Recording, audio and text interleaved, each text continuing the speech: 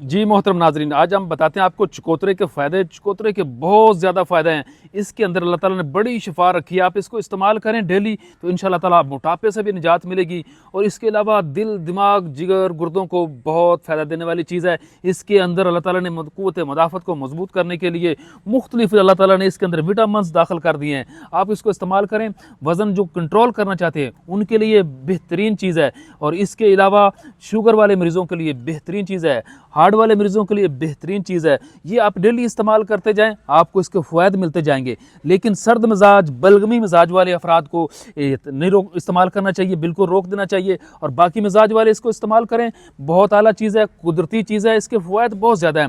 آپ قدرتی چیز جتنی زیادہ استعمال کریں گے اس طرح ہی تندرست رہیں گے، توانا رہیں گے۔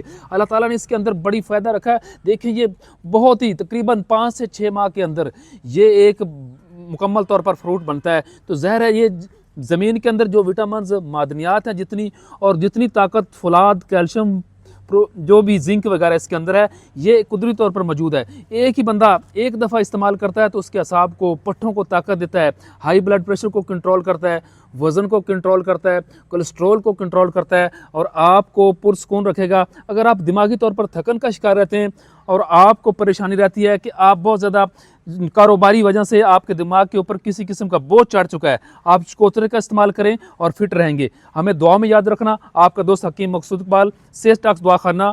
السلام علیکم ورحمۃ اللہ۔